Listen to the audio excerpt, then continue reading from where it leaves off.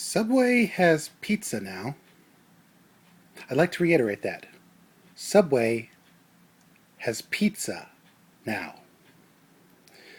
At this rate, the franchise wars described in uh, Demolition Man are going to come true. Now, I've had some good pizza subs in my day. Special shout out to Larry's Giant Subs out at the Central Georgia Tech campus in Warner Robins.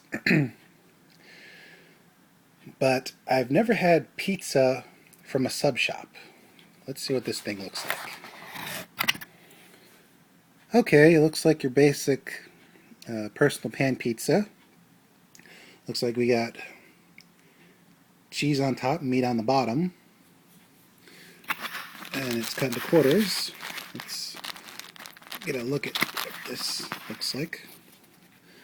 Looks like there's actually more cheese underneath and a very thick, fluffy looking crust. Let's give it a taste.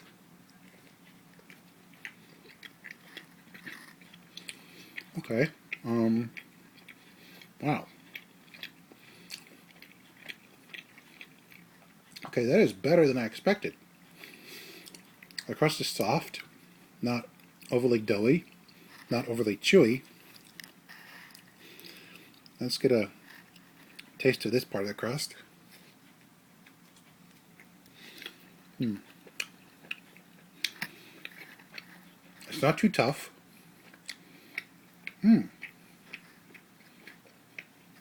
Surprisingly flavorful. I mean, this is really good. Got a lot of bite, some nice tang, bit of mozzarella, or not a mozzarella, bit of Parmesan on top for a nice kick. Overall, this is a solid pizza. I'm not kidding. Subway actually did a really good job. I would put this on par with Domino's almost. It's that good. And it's well cooked too. Not overdone. Shock of shocks.